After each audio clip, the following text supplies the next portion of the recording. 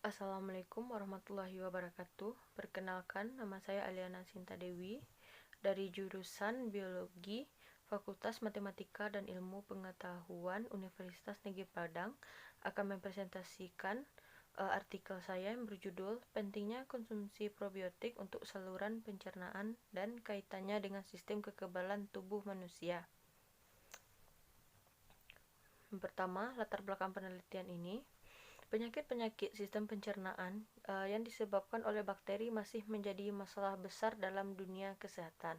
Diperkirakan lebih dari 4 juta kasus diare terjadi setiap tahun dan 2,2 juta diantaranya menyebabkan kematian. Di Indonesia sendiri, proporsi kematian akibat diare secara umum adalah 3,5 per 100 kematian. Untuk kelompok bayi dan balita, diare menjadi penyebab kematian tertinggi dengan proporsi 31,2% untuk bayi dan 25,2% untuk kelompok balita. Terapi antibiotik telah digunakan untuk mengatasi infeksi bakteri pada saluran pencernaan manusia. Akan tetapi, meningkatnya resistensi antibiotik menjadi penyebab yang menyadarkan masyarakat terhadap penggunaan probiotik sebagai terapi alternatif untuk penyakit infeksi saluran pencernaan. Salah satu penyebab diare adalah ketidakseimbangan jumlah mikroorganisme dalam saluran pencernaan manusia atau disebut juga dengan mikroflora. Faktor-faktor yang dapat mempengaruhi ketidakseimbangan mikroflora dalam tubuh seperti pola konsumsi yang tidak sehat, penggunaan antibiotik yang tidak rasional, gaya hidup yang tidak seimbang, dan sanitasi yang kurang baik. Ketidakseimbangan mikroflora juga dapat terjadi ketika pertumbuhan bakteri berlebih. Probiotik adalah mikroorganisme hidup yang memberikan keuntungan dengan cara memperbaiki keseimbangan mikroorganisme usus, dan aktivitasnya dapat mempertahankan keutuhan membran mukosa usus. Probiotik dapat dikonsumsi dalam bentuk suplemen atau makanan fermentasi seperti yogurt, kefir, kimchi, dan teh kombucha. Berdasarkan survei pendahuluan, dapat diuraikan masalah yang dihadapi adalah kurangnya pengetahuan masyarakat mengenai pentingnya konsumsi probiotik ini. Hal ini terjadi karena sebagian besar masyarakat belum memahami secara benar peranan mikroorganisme bagi kehidupan. Sehubungan dengan itu, maka tulisan ini bertujuan untuk merangkum berbagai artikel mengenai manfaat konsumsi probiotik serta kaitannya dengan sistem kekebalan tubuh manusia.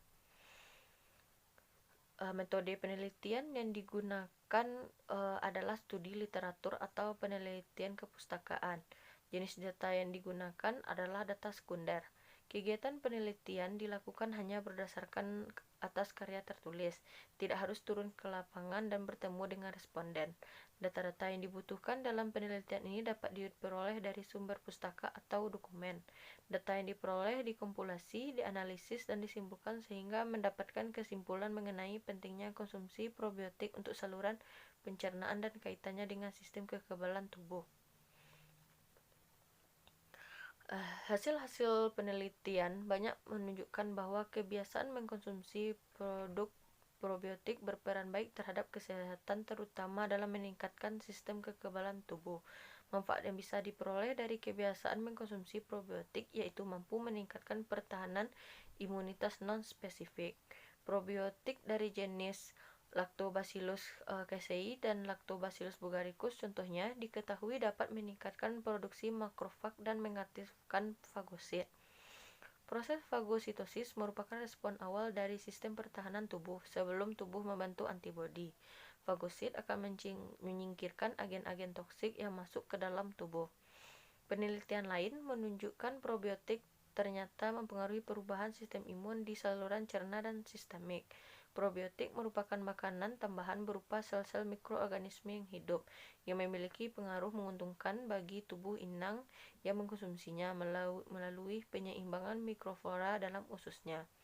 Beberapa hasil penelitian menunjukkan bahwa probiotik mampu meningkatkan penyerapan zat gizi. Hasil penelitian Abrahams et al. Menunjukkan konsumsi Lactobacillus GG mampu menurunkan kejadian diare akut karena rotavirus pada umur 2,5 sampai 3,5 tahun yang dirawat di rumah sakit. Sekian materi presentasi dari saya sudahi dengan wassalamualaikum warahmatullahi wabarakatuh.